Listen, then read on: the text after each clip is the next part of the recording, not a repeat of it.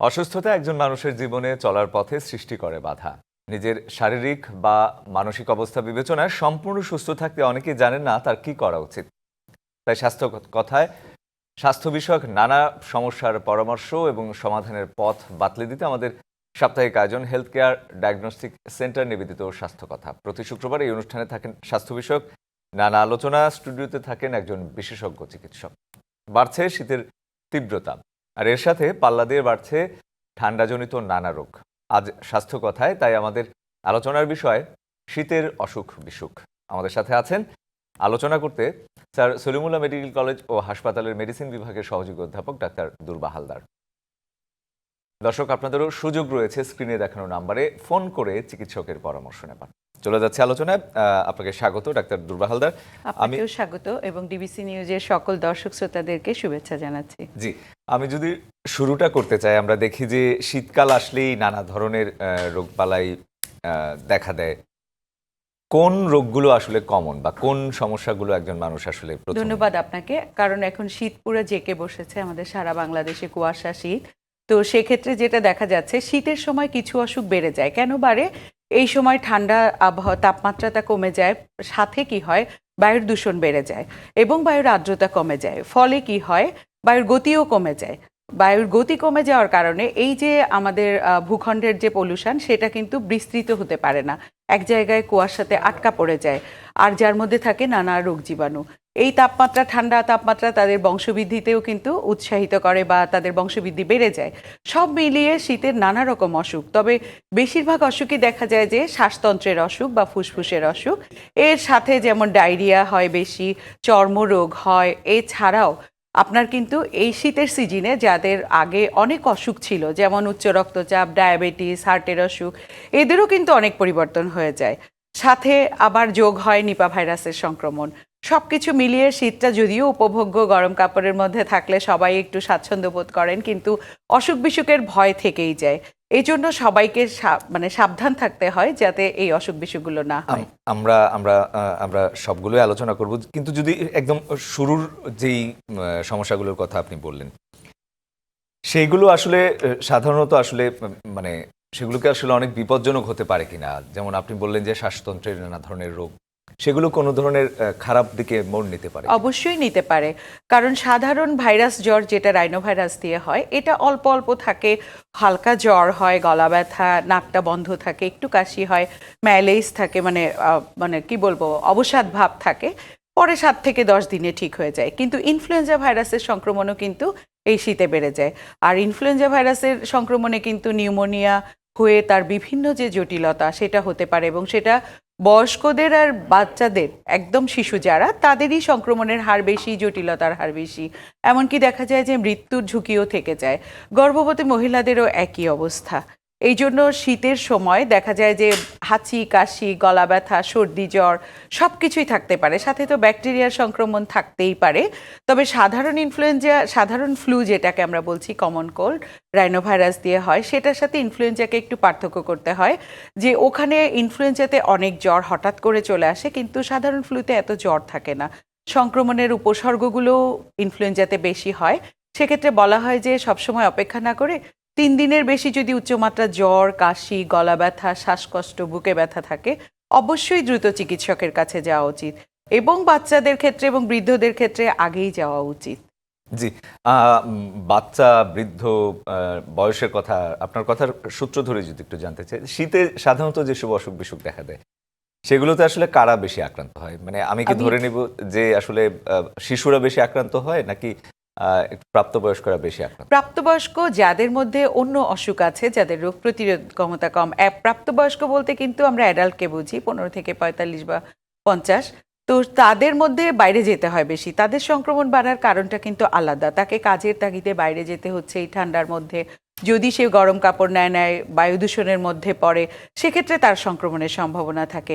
আর যাদের শারীরিক সমস্যা, যেমন বাচ্চাদের ইমিউনিটি কম থাকে, বৃদ্ধ বয়স্কদের ইমিউনিটি কম থাকে 65 বছরের উপরে, এবং যাদের অন্য রোগ যেমন ক্যান্সার থাকে, ডায়াবেটিস থাকে বা কিডনির সমস্যা থাকে, তাদেরও কিন্তু রোগ প্রতিরোধ ক্ষমতা কমে যায়। যখন রোগ প্রতিরোধ ক্ষমতা শরীরের কমে যায়, তখন দেখা যায় যে খুব সহজেই যে কোনো ভাইরাস বা ব্যাকটেরিয়া শরীরে ঢুকে বংশবৃদ্ধি করে এবং রোগ তৈরি করে। জি, আহ, আমরা বয়সের কথাটা শুনলাম। সেই ক্ষেত্রে আপনি বললেন আরো কিছু অন্যান্য অসুখের কথাও, সেগুলো আমরা শুনবো যে শীতকালে সেগুলো আসলে কিভাবে বেড়ে যায়। আমরা যদি দেখি যে যারা ঘরে থাকে, আপনি নিজেই বললেন যে যারা ঘর থেকে বের হয় এবং গর্ভবতী মায়েদের কথাও বললেন। গর্ভবতী মায়েদের প্রসঙ্গে যদি আসি, তাদের কি আসলে কোনো ধরনের ঝুঁকি বেড়ে যায় এই সময়ে? প্রেগনেন্সি একটা ফিজিওলজিক্যাল ব্যাপার, মানে স্বাভাবিক জৈবিক প্রক্রিয়া, কিন্তু কথা হচ্ছে এই সময় তার মধ্যে শরীরের অনেক পরিবর্তন সাধন হয় এবং একটা বাচ্চা বেড়ে ওঠে তার শরীরের মধ্যে। এই জন্য তাকে অনেক সাবধান থাকতে হয়। তার যদি অনেক বেশি নিউমোনিয়া হয়, কাশি হয়, শ্বাসকষ্ট হয়, সেক্ষেত্রে দেখা যাবে যে তার আগে আগে ডেলিভারির একটা সম্ভাবনা থেকে যায়, অথবা অল্প মানে কি বলবো, প্রিটার্ম ডেলিভারি অথবা আর্লি ডেলিভারি অথবা বাচ্চারও সংক্রমণের হওয়ার সম্ভাবনা ডেলিভারি পরে থাকতে পারে। সেই জন্য তাদেরকে বেশি সাবধান থাকতে হয়। আমরা গর্ভবতী মায়েদের কথা জানলাম এবং আমরা একটা সাধারণ জিনিস দেখি যে প্রতি বছরই বৃদ্ধরা, আহ, বেশি বয়স্করা হচ্ছে শীতে কষ্ট পান। এই জায়গাটাতে আসলে মানে এর যদি একটু মানে সমাধান কি হতে পারে বা কি ধরনের সাবধানতা তারা নিতে পারে সেটা বৃদ্ধ যদি। বয়সে আসলে একদিকে যেমন শীতের অসুখের প্রবণতা বেড়ে যায়, সাথে সাথে কিন্তু তার অনেক অনেক বেশি অন্য অসুখ থাকতে পারে, কোমরবিডিটিস যেটা আমরা বলি। সাথে অনেক অসুখ যেমন প্রেশার, উচ্চ রক্তচাপ, ডায়াবেটিস, কিডনির সমস্যা, হার্টের সমস্যা, সে অ্যাজমা থাকতে পারে, বয়স্ক মানুষদের সিওপিডি থাকে। সেক্ষেত্রে তাদের এই সব অসুখই কিন্তু শীতে বেড়ে যায়। আপনি যদি ধরেন একজন রক্তচাপের রোগী, তার কিন্তু শীতকালে প্রেশার বেড়ে যায়। কেন বেড়ে যায়? এই তাপমাত্রা কমে যখন যায় তখন কি হয়, আমাদের শরীরের রক্তনালীগুলো সংকুচিত হয়। আর রক্তনালী যখন সংকুচিত হয় তখন হার্টকে বেশি বেশি কাজ করতে হয় তার সারা শরীরে রক্ত প্রবাহ সচল রাখার জন্য। সাথে কি হয়, এই তাপমাত্রায় আপনার রক্তের যে জমাট বাঁধার প্রবণতা, এটাও কিন্তু ঠান্ডা আবহাওয়া মানে তাপমাত্রা যত কমে সেটাও বেড়ে যায়। সাথে দেখা যায় যে তার অন্য ভাইরাস বা ব্যাকটেরিয়া যেটা আক্রমণ করে সেটাও আবার হার্টের পরে এফেক্ট করে। সব কিছু মিলিয়ে কিন্তু আমরা দেখব শীতকালে আমাদের হৃদরোগের ঝুঁকি, আমাদের স্ট্রোকের ঝুঁকি সব কিছু বেড়ে যায়, এবং তার কারণগুলো কিন্তু এটা। যার ডায়াবেটিস আছে সে কিন্তু আগে নিয়ন্ত্রণে ছিল, কিন্তু এত তাপমাত্রা কম অথবা অলসতার কারণে উনি হয়তো নিয়মিত ব্যায়াম করছেন না, জীবনযাপনের কিছু জীবনযাপনের পরিবর্তন হচ্ছে, সেক্ষেত্রে দেখা যায় ব্লাড সুগারও ফ্ল্যাকচুয়েট করতে থাকে। সবকিছু মিলিয়ে এই কিডনির সমস্যা, তারও পানি খাওয়ার একটা পরিমাণ থাকে বা তার নিয়মিত যে অভ্যাসগুলো, মানুষ দেখা যায় তাপমাত্রা কমে গেলে লেপ থেকে বেরোয় না, পানি খেতে চায় না, সবকিছু মিলিয়ে কিন্তু একটা জটিলতা তৈরি হয় বয়স্কদের। আর যাদের অ্যাজমা সিওপিডি আছে তাদের তো শ্বাসতন্ত্রের অসুখ আগে থেকেই আছে। এই ঋতু পরিবর্তনে শীতের সময় যেটা হয়, তাদের সিক্রেশনগুলো কমে যায়।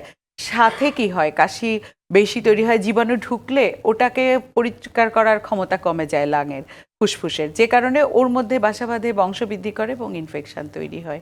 সবকিছু মিলিয়ে অ্যাজমা, অ্যালার্জি বেড়ে যায়। অ্যাজমা সিওপিডি রোগীরাও কিন্তু শীতকালে ভালো থাকেন না। আপনি শুরুতেই যেটি বললেন যে শীতকালে বাতাসে আর্দ্রতা কমে যায় এবং চারপাশে এক ধরনের শুষ্ক ভাব চলে আসে প্রকৃতিতে এক ধরনের। সেই ক্ষেত্রে মানুষের আসলে ত্বকের যে সমস্যাগুলো, সেগুলো আসলে কিভাবে বেড়ে যায় বা কোন পর্যায়ে যেতে পারে? হ্যাঁ, ত্বকের সমস্যাও বেড়ে যায়, চর্মরোগ যেমন চুলকানি, খোসপাঁচড়া এগুলা। এবং আপনার যেটা, যে আমার যখন বাতাসে আর্দ্রতার পরিমাণ কমে যাচ্ছে তখন কিন্তু আমার শরীরের চামড়াগুলাও ডিহাইড্রেটেড হয়ে যায়। এখানে ত্বকে দেখবেন একটা শুষ্ক ভাব আসে। এই ত্বকটাকে, শুষ্কতাটাকে দূর করে রাখা, না হলে দেখা যাবে ওখানে চুলকাতে চুলকাতে একটা ঘা হয়ে গেল, অথবা এই যে বললাম পরিবেশে অ্যালার্জি বেড়ে যায়, জীবাণুর সংক্রমণ বেড়ে যায়। সব কিছু মিলিয়েই কিন্তু ত্বকের সংক্রমণও বেড়ে যায়। সাথে আপনার যারা ঘনবসতি বা শীতকালে মানুষ কি হয়, বাইরে একটু কম যায়, সবাই ঘরে থাকে, তো একজন যদি কোনো চর্মরোগে আক্রান্ত হয় তখন দেখা যায় যে আপনার ওই রোগটা আরেকজনের মধ্যেও পরিবারে সংক্রমিত হয়ে যায়। ফলশ্রুতিতে আলটিমেটলি মানে চর্মরোগের প্রাদুর্ভাবটা এই শীতকালে বেড়ে যায়। শুনলাম, আমরা নিশ্চয়ই আরো শুনবো আপনার কাছ থেকে, আরো নানা বিষয়ে এই শীতকালে অসুখ বিসুখের বিষয়ে আলাপ করব। আমাদের একটা বিরতির সময় হয়ে গেছে, ফিরে এসে আবারও কথা বলবো। বিরতি নিচ্ছি ডিবিসি নিউজের সাপ্তাহিক আয়োজন হেলথ কেয়ার ডায়াগনস্টিক সেন্টার নিবেদিত স্বাস্থ্য কথায়। সঙ্গে আবারও স্বাগত ডিবিসি নিউজের সাপ্তাহিক আয়োজন হেলথ কেয়ার ডায়াগনস্টিক সেন্টার নিবেদিত স্বাস্থ্য কথায়। আমরা আজকে আলোচনা করছি শীতের অসুখ বিসুখ এই বিষয়ে, এবং আমাদের সাথে আজ আছেন স্যার সলিমুল্লাহ মেডিকেল কলেজ ও হাসপাতালের মেডিসিন বিভাগের সহযোগী অধ্যাপক ডাক্তার দুর্বা হালদার। আপনাকে আবারও স্বাগত। আমরা বিরতির আগে কথা বলছিলাম শীতের নানা ধরনের সাধারণ অসুখ বিসুখ নিয়ে, কি ধরনের সাবধানতা অবলম্বন করা উচিত সেই বিষয়েও জানবো আমি বলছিলাম, যদি সেটি শুনবো, কিন্তু তার আগে যদি আমি একটু শুনতে চাই যে শীতে কি আসলে আলাদা করে কোনো ভাইরাস বা ব্যাকটেরিয়ার সংক্রমণ দেখা দেয় কিনা, যেটি নিয়ে আমাদের আরো বেশি সাবধান হওয়া উচিত, সচেতন হওয়া উচিত, এই বিষয়টা একটু শুরু করতে চাই। আমি আগেই বলছিলাম যে শীতে কিন্তু সব ভাইরাসের বংশবৃদ্ধি বেড়ে যায় তাপমাত্রা কমার কারণে। আমাদের দেশে কোনো ধরনের হ্যাঁ, আমাদের দেশে এই যে বলছিলাম সাধারণ ফ্লু যেটা, সেটা হচ্ছে রাইনো ভাইরাস দিয়ে হয়, আর যেটা ইনফ্লুয়েঞ্জা সেটা তো ইনফ্লুয়েঞ্জা ভাইরাস দিয়ে হয়। এর সাথে বাচ্চাদের কিন্তু রোটা ভাইরাস ডায়রিয়া হয়, বেশি হয়। বাচ্চাদের দেখা যায় যে খুব দ্রুত পানি শূন্যতা হয়ে যাচ্ছে, অনেক বেশি পাতলা পায়খানা, বমি, জ্বর, পেটে ব্যথা, সাথে হচ্ছে পানি শূন্যতা হচ্ছে। এটা রোটা ভাইরাস দিয়েই শীতকালে বেশি হয়। আর শীতকালে ডায়রিয়া যেটা হয় সেটা ওই ভাইরাসই বেশি থাকে, ব্যাকটেরিয়া কম থাকে। সাথে আপনার রেসপিরেটরি মানে যে সিমটমগুলো, আপনার ফুসফুস এবং উপরের ভাগের যে নাকের যে সংক্রমণ, সাইনোসাইটিস, মানে আপনার ফ্যারিঞ্জাইটিস, নিউমোনিয়া, সব কিছুই বেশি হয়। এবং এগুলো বেশিরভাগই ভাইরাস দিয়ে হয় দেখা যাচ্ছে। নিপা ভাইরাসের কথা যেটি বললেন, সেটি কি হ্যাঁ, আলাদা করে সাবধান হওয়ার প্রয়োজন হ্যাঁ, আছে এটা একটি কিনা? কারণ গুরুত্বপূর্ণ আমরা- বিষয়। কারণ হচ্ছে এই ঋতুতেই কিন্তু নিপা ভাইরাসের সংক্রমণ বাড়ে। কেন বাড়ে? ওই যে খেজুরের রস আমরা জানি কিভাবে সংগ্রহ করা হয়, যে একটা খোলা পাত্রে গাছ থেকে রস পড়ে। বাদুড় কি করে? রাতের বেলায় এই খোলা পাত্রে সে রস পান করে এবং তার দেখা যায় যে তার মলমূত্রও ওর মধ্যে পড়ে ওই রসের মধ্যে। এখন এই কাঁচা রসটা যদি আমরা না ফুটিয়ে খাই, তাইলে কিন্তু নিপা ভাইরাস সংক্রমণের ভয়টা খুব বেশি থেকে যায়। কারণ এই নিপা ভাইরাস কিন্তু মানুষ থেকে মানুষে ছড়াতে পারে পরবর্তীতে, কিন্তু এটা একটা জুনোটিক ডিজিজ, মানে মানে প্রাণীদেরই বেশি হয়, বাদুড়ের মধ্যে থেকেই আমাদের ছড়ায়। তো বাদুড় সাধারণত ফল খেয়ে ফেলতে পারে, ওই ফলটাও যদি আমরা খাই, বাদুড়ের লালা গ্রন্থি থেকে যে ভাইরাসটা ওখানে থাকে, সেটাতেও কিন্তু আমাদের নিপা ভাইরাস সংক্রমণ হতে পারে। তাইলে কাঁচা খেজুরের রস আর হচ্ছে বাদুড়ে খাওয়া ফল, এই দুইটা এই ঋতুতেই বেশি হয় এবং তার ফলশ্রুতিতেই দেখা যাচ্ছে নিপা ভাইরাস সংক্রমণ হয়। আর নিপা ভাইরাস নিয়ে সবার এত আগ্রহ কেন? এই ভাইরাসে সংক্রমিত হলে কিন্তু ৭২ থেকে ৭৫% মৃত্যু ঝুঁকি। মানে ১০০ জনের মধ্যে ৭৫ জন দেখা যায় মারা যায়, কারণ এটা ব্রেনের বা আমাদের মস্তিষ্কের প্রদাহ তৈরি করে, সাথে অন্য সমস্যাও করে। এবং মস্তিষ্কের সমস্যা হলে দেখা যায় যে রুগী মারা যেতে পারে। এই জন্যই নিপা ভাইরাস নিয়ে এত সচেতনতা প্রত্যেকবার শীতকালের আগে কিন্তু বলা হয়। এই মাস থেকে এপ্রিল মাস পর্যন্তই নিপা ভাইরাসের সংক্রমণ বেড়ে থাকে। সেক্ষেত্রে নিপা ভাইরাস যদি কোনো মানুষের শনাক্ত হয়, আমরা সেক্ষেত্রে বলি যে আপনি যখন যে তাকে কেয়ার গিভার, মানে তাকে স্বাস্থ্য চিকিৎসা দিবে অথবা তার খাওয়া দাওয়া পরিচ্ছন্নতা করবে, তারা অবশ্যই মাস্ক এবং গ্লাভস পরবে। কারণ হচ্ছে আমরা জানি কোভিডের সময়ও একই রকম ছিল। এটা নর্মালি মানুষ থেকে মানুষে ছড়ায় না, কিন্তু মানুষ যখন সংক্রমিত হয়, তার রক্তে যদি ভাইরাস থাকে, ওইটা আবার আপনার আরেকজন যে কেয়ার গিভার বা স্বাস্থ্যকর্মী, তার মধ্যে কিন্তু সংক্রমিত হতে পারে। সেজন্য সবাইকেই এই ঋতুতে সাবধান থাকতে হবে। কাঁচা খেজুরের গুড় খাবো না, এবং খেতে হলে জাল দিয়ে বা ফুটিয়ে খাবো, খেজুরের রসের ক্ষেত্রে অথবা কাঁচা খেজুরের রস খাবো না আমরা। জি, আপনি বিরতির আগে বলছিলেন যে অন্যান্য অসুখের কথা, সেই ক্ষেত্রে আমরা যদি খুব সাধারণ কিছু অসুখের কথা যদি ধরি, ডায়াবেটিস, যারা হার্টের পেশেন্ট, যাদের উচ্চ রক্তচাপ রয়েছে, তাদের বাড়তি বা আলাদা ধরনের কোনো যত্ন নেওয়া উচিত কিনা ঘরোয়াভাবে, বা নিজে থেকেই কোনো ধরনের কোন জায়গাগুলো? অবশ্যই ঘরোয়াভাবেই তাদের কিছু ব্যবস্থা নিতে হবে, সাথে চিকিৎসকের পরামর্শ নিতে হবে। আমি যদি আসি উচ্চ রক্তচাপ, একটু আগেই বলছিলাম শীতকালে ব্লাড প্রেশারটা বেড়ে যায়, কেন যায় এটাও বলেছি। তো সেক্ষেত্রে আমার ব্লাড প্রেশারের যে ওষুধ খাচ্ছেন, যদি প্রেশার অনেকই বেশি থাকে, তাহলে অবশ্যই তার চিকিৎসকের কাছে গিয়ে ওষুধের ডোজটা অ্যাডজাস্ট করতে হবে। আর যেটা বলছিলাম, এই সময় হার্ট অ্যাটাকের, উচ্চ রক্তচাপ যদি বেশি দিন থাকে, তাহলে হার্ট অ্যাটাক বা স্ট্রোকের সম্ভাবনাও থাকে। এই জন্য তার বাকি যে ওষুধগুলো, সেখানে কোনো অনিয়ম করা যাবে না। চিকিৎসক যেভাবে বলবেন সেভাবেই তাকে ওষুধ খেতে হবে। আর ঘরোয়া যেটা বলছিলাম, উনি তার শারীরিক ব্যায়াম ঘরের মধ্যেই হয়তো করলেন, অথবা উনি তার পানি, মানে খাবারে যেটা ভিটামিন সি যুক্ত খাবার, প্রচুর পরিমাণ পানিযুক্ত খাবার, এগুলো যেন টাটকা শাকসবজি এই ঋতুতে প্রচুর পাওয়া যায়, বেশি খাবেন। জাঙ্ক ফুড, ফাস্ট ফুড এগুলো খাবেন না। এবং যেটা করবেন যে উনি ওনার শরীরের তাপমাত্রাটা নিয়ন্ত্রণ করবেন। আমি একটু আগেই বলেছি ঠান্ডা আবহাওয়াতে কিন্তু রক্তনালী সংকুচিত হয়। তো আমরা যখন বাইরে যাব অবশ্যই মানে প্রয়োজন মতো গরম কাপড় নিব, এবং গরম কাপড় একটা না, গরম কাপড় বলা হয় যে আপনি যদি স্তরে স্তরে পরেন, 2-3টা পাতলা পাতলা পরলেও কিন্তু সেটা একটা ভারীর চেয়ে বেশি শরীরের তাপমাত্রা রক্ষা করে। এই জন্য বলা হয় স্তরে স্তরে কাপড় পরে অবশ্যই কান মাথা মুখ ঢেকে তারপরে উনি বাইরে যাবেন। যদি ব্যায়াম করতে হয়, যখন সূর্যের আলো থাকে বা তাপমাত্রা একটু বেশি থাকে, তখন উনি বাইরে ব্যায়াম করতে পারেন। প্রচণ্ড শীতের মধ্যে উনি ব্যায়াম করবেন না। আর যেটা যে ঘরোয়া পদ্ধতি, একটু গরম পানির ভাপ নিবেন, ঠান্ডা পানি খাবেন না, ঠান্ডা লাগাবেন না, গড়গড়া করতে পারেন গলা ব্যথা হলে। সাধারণ কিছু ওষুধ, অ্যান্টিহিস্টামিন, প্যারাসিটামল, যেগুলো ওভার দ্য কাউন্টার মানে চিকিৎসকের পরামর্শ ছাড়াই খাওয়া যায়, সেগুলো উনি নিতে পারেন।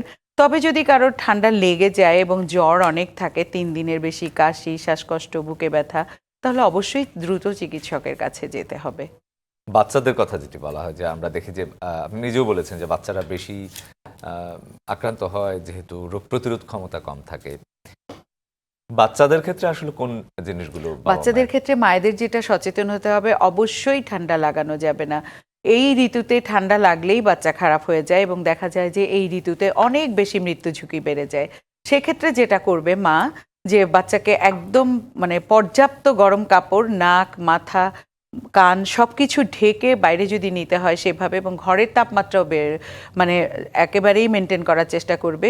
কুয়াশা থাকলে বা মেঘ থাকলে জানলা দরজা না খুলে ঘরের তাপমাত্রা, অথবা আমরা যদি রুম হিটার এখন মোটামুটি পাওয়া যায় সব জায়গাতেই, ওগুলো ব্যবহার করলাম। কিন্তু আরেকটা বলা হয় যে হিউমিডিফায়ার, মানে আমরা জানি যে শীতের বাতাসে আর্দ্রতা কমে যায়, আর এই আর্দ্রতা কমে গেলেই কিন্তু ফুসফুসের অনেক বেশি সমস্যা হয়। এই জন্য হিউমিডিফায়ার যদি ইউজ করা যায়, ছোট বাচ্চা যেখানে আছে তাদের যদি ঘরের তাপমাত্রাটা, ঘরের আর্দ্রতা মেনটেন করা যায়, তাহলে তাদের এই শ্বাসতন্ত্রের ঝুঁকিটা, নিউমোনিয়া, ব্রঙ্কাইটিস, ব্রঙ্কিওলাইটিস, এগুলো কমে যায়। আর যখন কমে যাবে তার জটিলতা, মৃত্যু ঝুঁকিও কমে যাবে। অবশ্যই মাদেরকে সচেতন হতে হবে বেশি বেশি ভাবে, বাচ্চা এবং বয়স্কদের জন্য। মানে সচেতনতার কোনো বিকল্প নেই।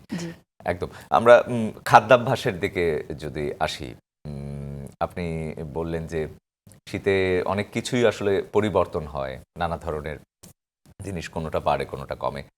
সেই ক্ষেত্রে খাদ্যাভ্যাসের ক্ষেত্রে আমরা আসলে কোন জিনিসগুলোকে প্রাধান্য দিতে পারি বা কোন জিনিসগুলো পরিবর্তন আনা দরকার? হ্যাঁ, খাদ্যাভ্যাসের ক্ষেত্রে আপনি জানেন যে হার্টের রোগীর জন্য একরকম খাবার, ডায়াবেটিসের রোগীর জন্য একরকম খাবার, কিডনির অসুখ থাকলে তার জন্য। উনি আগে থেকে যেগুলো খাচ্ছিলেন এগুলো ওভাবেই কন্টিনিউ করবেন। কিন্তু শীতে আমি বললাম যে পানি শূন্যতা দেখা দিতে পারে, এই জন্য প্রয়োজনীয় পরিমাণ পানি উনি খাবেন। কারণ পানি যখন আপনি কম খাবেন তখন আপনার রক্তের ঘনত্ব কিন্তু পরিবর্তন হয়ে যাবে। ঘনত্ব পরিবর্তন হলে সাথে সাথে দেখা যাবে যে আপনার হার্ট অ্যাটাক বা ব্রেনের স্ট্রোকের ঝুঁকিও বেড়ে যেতে পারে। এই জন্য পর্যাপ্ত পরিমাণ পানি খাবেন। অনেকেই যেটা হয় শীতকালে পানি পান করতে চান না। অবশ্যই ঠান্ডা পানি খাওয়ার দরকার নেই। আপনি হালকা গরম পানি একটু মিশিয়ে রেখে দিনে কমপক্ষে 6 থেকে 8 গ্লাস পানি যদি পান করেন, লেবুর শরবত খেতে পারেন, টাটকা শাকসবজি যেটা ভিটামিন সি আছে, এগুলো সবই আপনার এই হৃদরোগ, উচ্চ রক্তচাপ, ডায়াবেটিস, কিডনির সমস্যা সবকিছুই প্রতিরোধে সাহায্য করবে। এছাড়া ডায়াবেটিস রোগীরা এই ঋতুতে পিঠা পায়েসের একটা সমারোহ থাকে আমাদের দেশে বিশেষ করে। তখন অতিরিক্ত মানে দেখা যায় মিষ্টি টিষ্টি খেয়ে তাদের ডায়াবেটিসের ঝুঁকি বেড়ে যায়। একই সাথে তারা হয়তো ব্যায়ামটা করছেন না, খাদ্যাভ্যাসে পানিটা খাচ্ছেন না, খাদ্যাভ্যাসে পরিবর্তন আনছেন না, তখন দেখা যায় তাদের ব্লাড সুগার বেড়ে যায়। এগুলো দিকে অবশ্যই শুরু থেকে শীতকালে তাদের একটু বেশি সাবধান হতে হবে। আর ঠান্ডায় গেলে বলেছি তাদের যেহেতু রোগ প্রতিরোধ ক্ষমতা কম, অবশ্যই শরীরের তাপমাত্রাটা একদম ঠিকমতো রেখে গরম কাপড় পর্যাপ্ত পরে তারপরে ওনারা বাহিরে কাজে যাবেন। আমরা একদম সবকিছু বুঝে নিয়েছি। অসংখ্য ধন্যবাদ আপনাকে আমাদের সাথে যুক্ত হওয়ার জন্য। ধন্যবাদ আপনাকে এবং ডিবিসি নিউজের সকল দর্শক শ্রোতাদের। হেলথ কেয়ার ডায়াগনোসিস সেন্টার নিবেদিত স্বাস্থ্য কথা এই ছিল আজকের মতো। সঙ্গে থাকুন।